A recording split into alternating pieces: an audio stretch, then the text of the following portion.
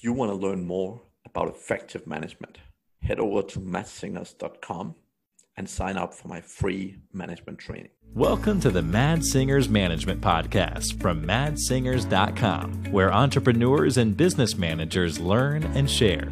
If you like the show, don't forget to leave a review. Hello, and welcome back to the Mad Singers Management Podcast. Today I'm joined by Julia Becker Collins. Welcome, Julia. Thank you so much for having me. I am thrilled to be here today. Excellent. And I'm excited to have you on board because just like myself, you're crazy about management and leadership and so on. And I really look forward to our conversation. That is a very accurate way of describing me. I am people management obsessed. Excellent. You've come to the right place, that's for sure. So, Julia, before we jump into this whole adventure of a talk, do you mind giving a little bit of an introduction to the audience about who you are and how you ended up where you are right now? Absolutely. So I am Julia Becker Collins. I am the Chief Operating Officer of Vision Advertising. We are based outside of Boston, Massachusetts in the United States. And we are a 100% women-owned, women-run, full-service marketing agency. And we have been around for 22 years. And we help clients of all sizes, large, small, in B2B and B2C work. And we are a small business. We're under 10 people. And I have been running the company for about 2.5 years. I've been with the agency for about 5 years. I came on as VP and moved into the COO role. Prior to this, I was at a different agency. And prior to that, I had about 10 years working in nonprofits, doing everything from fundraising, major donations, to event planning, doing all of the marketing for an entire organization, branding from the bottom up, grassroots work, community organizing, really everything you can think of. If you've ever worked at a nonprofit, you know you wear a million hats, which really helped to prepare me to go into entrepreneurship because you wear so many hats going into entrepreneurship. And one of the things I really love about entrepreneurship is that it gives you the opportunity to help other people become the best versions of themselves, which again, really speaks to the fact that I love people management. But my career path was not a traditional career path. I went to college for women's studies. I thought I was going to be a lawyer. I obviously did not become a lawyer. I was not very good at school. But I got into the workforce and I discovered, I need more support trying to figure out what I want to do next in life, what I want to be when I grow up. So I ended up getting a master's degree in business. And I found that was incredibly helpful for me to figure out how to manage people, how to motivate people, how to do the best job possible. Because when I was 22 years old and I was in my first management role, I really had no idea how to manage the people that were decades older than me, how to motivate them, how to help them.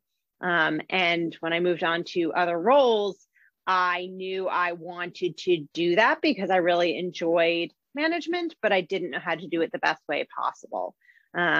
So when I moved into the role I'm in now, I had kind of collected all of the different tips and tricks and tools along the way, about 15 years of doing this. And I was able to help the team I'm working with now really kind of blossom into their own. That's kind of like the quick and dirty on who I am. Awesome. Well, it sounds like you've been a bit around just like myself. So that's excellent. So what if we start a bit early on? Like, what was one of the sort of first aha moments you had around management? Like, what was one of the first things that really sort of threw you off, or like you started realizing more about what management was really about? Oh, absolutely. I mean, the first aha moment I think I had was that first job outside of college. I'm 22 years old. I'm a property manager for a low income property. And I have people in, their 50s and 60s that are working for me, so decades older than me. I have no idea what I'm doing. There's no training to be a manager. And they don't respect me. I don't know how to motivate them. I'm doing really, really well on kind of the tasks of the job in terms of filling the property, maintaining the, how many people need to be in the apartments and working with the residents, but I'm really struggling with the management portion. I'm doing really, really well with everything except for the management portion of things. And it really opened my eyes to, when you get to a certain level of your career, they're going to, somebody's going to put you in a position and it's going to include people management because that's the next step, right? But nobody's going to train you on how to do said people management. It's just kind of an expectation that once you become an ABC person at a company, you will take on people management and somehow you will magically know how to do it. I jumped into management very early on because I have a very strong personality. I had had a lot of jobs in college, and they figured, this company I interviewed at, well, if you can be a resident assistant in a very large college and university, well, then you'll be able to take on this very large property. I have a very confident personality, so they figured I could make it work. And I did a very good job with the, job portion of things. And I really did a terrible job with the management portion of things. And I knew I was struggling and failing, but I couldn't figure out why. I couldn't figure out how to help it, but at least I could raise the red flag in my head and say, okay, this is a problem. And I know I need help with this. And I want to do better with it because I feel like I could like it a lot, but I don't know where to get said help. Is that through, I go to a conference, I go to a professional development workshop, I ask my regional manager, and there just wasn't that support out there. There was no place for me to get that help and to become a better manager. And, you want to talk about failing. I failed hard. I was a terrible manager. Yeah. That's, honestly, that is probably the number one reason why I do what I do today. The exact reason that you had there, which was the fact that, in every size of corporation, like I've worked in huge companies and in many, many situations, people get promoted into leadership and management roles and the support and, just the training around it is just non-existent. It's kind of like if you get moved to a different department, there's like a month of training in this and a month of training in this. But if you go into management, it's like, right, there you go, off, go fly with you and do magical stuff. And Exactly. Yep. 100%. I have a woman I'm mentoring right now who's like a assistant manager level at a very, very large company. And I've kind of taken her under my wing to help her, advance her career and help her along. And at the company, they've said, you've expressed a desire to advance your career. So the next step is people management. So we're going to have you direct manage an intern. Here you go. There's no professional development. There's no support. There's no help. It's just here. You now fully manage this person who's in school. And, this is such a vital part of their learning experience. So I feel like managing an intern sometimes is even, more crucial and can be even more difficult. And there's no training usually around that. So this young woman that I'm mentoring, she's, texting me basically every day going, okay, what do you think about this? Okay, what about that? How do I deal with this moment? How do I manage this kind of situation? And I'm trying to restructure her thinking around it, trying to get her to the right answer. But, if she didn't have somebody like me to work with, then the person she's mentoring is going to have a poor experience.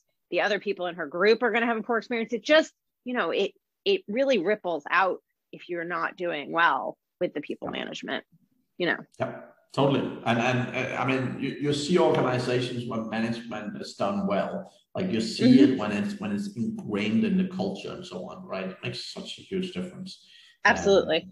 But I think, Yeah, I talk about it a lot, but it's one of those basic things that every entrepreneur I talk to, any business owner I talk to, I'm like, when you promote people into a management role, give them help and support, give them training, all right? And like a lot of the time, like I see the difference it makes. Like a lot of the time, I work with entrepreneurs, and if they're bigger business, like I work with typically with the owner and their managers, and just like literally every time I walk into a company, it's the first training they've ever had, right? And you Right. can see so quickly how fast things can turn around with just a little bit of a framework, with just a little bit of a support network around them. Because again, reality is most of management is really mindset more than anything else. It's not Right. often very complex procedures or magical things to do, but it's really how you think about things, how you think about people, how you think about situations. And when you're not used to approaching things from a management standpoint, which no one is, then it's very, very critical that you get some support in how to think about things, right? Absolutely. And that you're even like used to putting yourself in the mindset of thinking about things from a management standpoint, of thinking about things from the people you manage, not just from a task management standpoint. Right. And that's the thing, because most people get promoted because they do an excellent job, like they're excellent Right. individual contributor, and that's what brings them into management. But the whole thing is management is not about being an individual contributor at all. And that whole mindset change is often very difficult for people, right? Exactly. Exactly. A company I used to work for a while ago, they had promoted their best salesperson into the role of VP of business development, but he had no concept of how to manage other salespeople or motivate them to become the best salesperson they could be. He just knew how to sell, which is great. I mean, sales is incredibly difficult. I do it. It's very, very hard, but doing sales and motivating other people how to become the best salesperson they could be are very different jobs, very, very different jobs. And he was just, kind of given the corner office and said, go, and not told to, here is your new priority. Here is how you refocus, how you think about your job. Here is how you motivate the people that work for you. Here is, how you focus on what they need and to meet their goals. And it's just, if you don't spend the time investing in the new managers, then it's not going to be successful. And then those people that work for them will not be successful. I think what happens so often is that companies don't see the people ramifications, but then, at the end of the line, they don't see the financial ramifications of all these things. Yep. Correct. Now, just before we kicked off, we talked a little bit about servant leadership as well. So what is servant leadership to you, and how do you practice that on a daily basis? Absolutely. So servant leadership is something I talk about really frequently. Outside of my company, I've written articles about it. I've talked about it in front of large, small groups of people. I talk about it to my staff. So servant leadership to me is really that I work for my staff. They don't work for me. At the end of the day, I really want to make sure that all of their needs are met, that they are supported 100%, whether it's by me or somebody else. I bring in somebody else, they get the support they need through professional development, or all their questions are answered.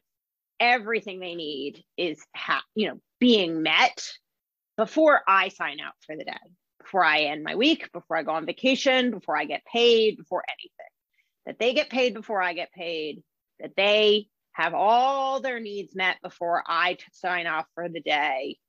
And that's really a day-to-day way of managing staff. It's a month-to-month way of managing the staff. It's really like how I live. And, an example of that is in the mornings, I sign on, I check in with everyone as a group and individually. How are you? How can I support you today? What's going on? What are you working on? And it's not in a micromanagement way. It's just, oh, that's interesting. Do you need any help? Oh, okay. It sounds like you're a little confused. Maybe let me walk you through that. Let me put my day on hold for you so that you can get what you need to be successful today or this week or this month. Because a lot of times people, when they're kind of lower on the totem pole, don't, they're scared to ask for help. So you need to go to them. You need to go to them and make sure they have what they need. You need to empower them to ask for help, but you can't assume it's always going to happen. In addition to that, especially in the past year with the pandemic, there was a lot of companies that, people higher up stayed in the company. And then there was a lot of people lower down in the company that were laid off. And that's just not how I did it. Everybody in my company got paid and I took a pay cut because my staff gets paid before I get paid. So if there's a financial ramification that is happening in the company, I will feel it before they will feel it. Because as the leader, it is my duty to make sure that they are okay and that I take care of them before I am okay. It's basically feed your staff before you get fed. That's my job. That's the role I have taken on. And it makes the staff more loyal. It makes them stay longer, especially in a field where there's high turnover. Marketing, there is really high turnover with staff. There doesn't, in marketing, especially in the Boston area, we're a dime a dozen. There's so many marketing agencies. You throw a stone around here, you're going to hit 10 agencies. So people could leave and have a job that pays more, but you need to give them something that is more than just a paycheck. They need to feel that they're being seen and heard and, that they're getting non-monetary benefits. We have unlimited paid vacation. We have flexible work schedules. You create your own schedule. Now we're completely remote. Whatever you need, we provide. And so it creates that environment. And it also creates an environment where there's not a fear of speaking up. If you have to go to the doctor or the dentist, then just go. If you want to prioritize working out in the middle of the day and you're going to work late, that's fine. It removes the fear of speaking up in general. And it also creates just a better, flatter structure across the company. Because while there is hierarchy in terms of, somebody's a manager and somebody's a director, et cetera, everybody can still ask for support and help. And they all know that I'm there for them no matter what. And I will support them no matter what. And I love that, particularly from a task perspective, right? Like the situation I always see is that, particularly with business owners, they're like, oh, I'm so busy, I don't have the time to help my staff. And I'm like, the reason you're so busy is because your staff is not the one doing the work, right? So really, it's always a chicken and egg thing, right? But at the end of the day, like you need to prioritize the time to your staff so that eventually they can do the things so that you don't have to. Because if you keep doing everything, which many business owners do, then, it's never going to change. And it's like you have to invest the time and the effort into the staff to get the right outputs, right? Right. And it takes time. I mean, I have somebody on my staff right now who's been with me for 5 years. He's great. He's amazing. I've promoted him a few times and he is slower to pick things up. Not that, not in a bad way. He just takes more time. He asks a lot of questions. He really wants to investigate things. And that can be frustrating for some leaders. But if you invest in the process of how he learns, he will fully invest in you, right? He'll be like, it'll take him a little bit longer. And then he'll be like, okay, I get it. That's fine. I got it. I'm done. Like, I will fully take this project from you once I fully understand it, and you will never have to deal with it again. It's just going to take you a little bit longer to get there with him. And that's okay. Once he has it, he has it. Yeah. Totally. And that's also about understanding different people for different roles, right? Like I'm a huge fan of general behavior and so on, right? And understanding people's strengths and weaknesses and all this good stuff. And I've always found that when you start to understand people and you start to understand how they operate. So in the case of the person you mentioned, it's not that they're necessarily a slow person, but when you're a perfectionist and when you're very detail oriented, the way you learn is not just by jumping out and doing it, but you want to understand the concept first. And then when you get it, then you deliver extremely consistent. Right. Whereas others are more comfortable just jumping in and start doing things. but they're often less consistent in the long run, because a lot of times they might be doing things, but they don't always understand why or how it works or whatever. So they will often end up making mistakes along the way, right? So every time you deal with people, there's often trade-offs, right? But really understanding what people and what roles, and understanding the people you're actually working with, trying to understand how they work and how they operate as individuals is absolutely key. Exactly. And, being transparent when you communicate with people, giving them as much information as you can, and then saying to them, there's some things I can't tell you because of how the business is run, but you can ask me whatever you want. And if I can answer it, I will answer it. And if I can't, I can't. And I will do the best job I can to give you as much information as I can in advance, et cetera, et cetera. And then when you prove to your staff that you're not trying to pull the wool over their eyes, they will trust you. You prove it over time and time again, and they know they can ask questions without ramifications. The best thing that the same staff member can say to me is, okay, I trust you to lead this. I don't understand it, but I will trust you to deal with it. Mm-hmm. And this is somebody who 5 years ago would just, previously storm into somebody's office and be like, well, I don't understand this and I don't trust it. So for him to come that far over 5 years and be like, okay, I trust you to deal with this. It's just, that's a huge, amount of progress. You just have to invest in the person and knowing how they, what they need to be, invested in the company and feel good and secure in their role, and know that, you have to come to each person with a different set of what they want and what works for them, and not just expect them to show up to you with what you want. Yeah. Definitely. Now, next one. What's the biggest mistake you've ever made from a management point of view? Oh, that's a great question. A million different things. Biggest mistake. Okay. Well, I don't know if this is the biggest mistake, but it's definitely a big one. So in that first role that I was talking about earlier, when I was very young and I was 22 and I had much older people working for me, I had this guy that was working for me who was in his 50s, and he was very unhappy about a number of things. And I think it came out as him being mad at me. So I knew I was in a situation where I didn't know how to handle it. I thought I could handle it on my own because I didn't want to raise my hand and say, hey, I need help. I definitely got in over my head and got into a screaming match with the gentleman who worked for me, which is definitely something you should never do. And then I needed to call in my regional manager to help deal with it. And, it was not, she didn't handle it well either. The whole thing was managed so poorly from the get-go. And I remember in my head going, this isn't going well. This should be handled so much better, but I also don't know what to do.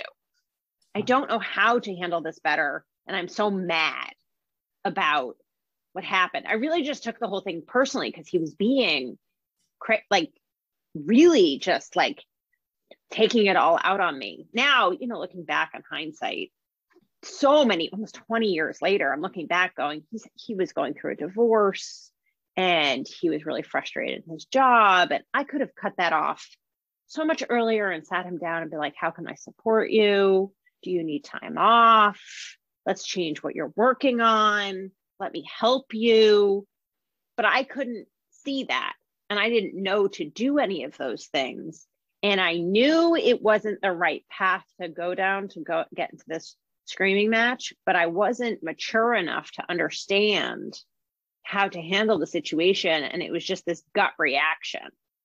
Now, almost 20 years later, I have this thick skin that I've developed where you want to yell at me, a client wants to yell at me, whatever. I'm at it. I don't care. You're not going to hurt my feelings.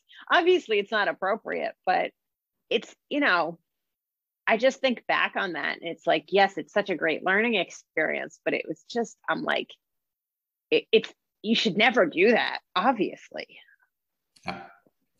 Yeah, that makes a lot of sense. And yeah, I mean, that's one thing I see a lot with newer managers is often they often get stressed because again, like they haven't gotten a lot of training and they often struggle in their role, right? And they don't know how to react. So they start both getting emotional and taking things personally a lot, but also they end up in a position where they're trying to show that, you know, they deserve the role, and they're trying, like you said, like they don't want to put up their hand and say they don't know what to do and so on, right? Yeah. So because and this happens, like I see this everywhere, but basically when people have been promoted, they don't want to show like they don't know what they're doing.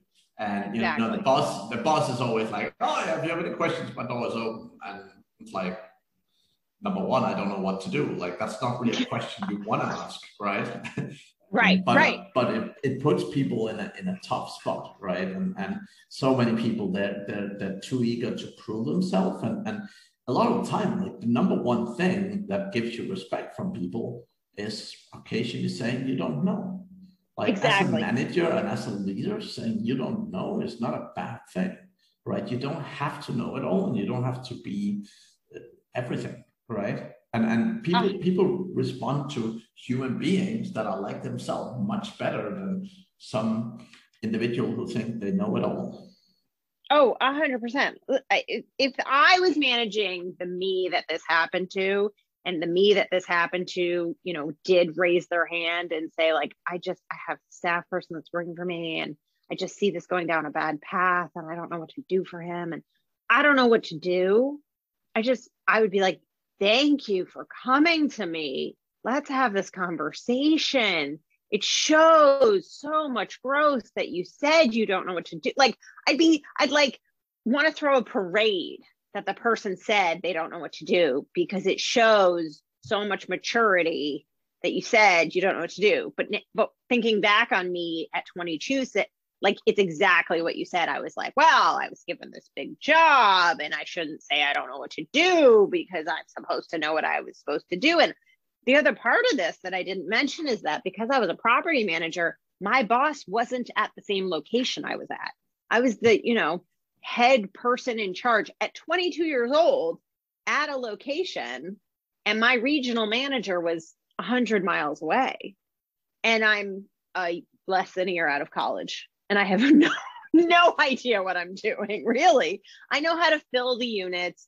I know how to market the space because I know how to hustle, and I know how to get the work done. I know how to do hard work, but I don't know how to do complex problem solving about human beings beyond, you know, like sort of hiring, maybe a little, but that's it.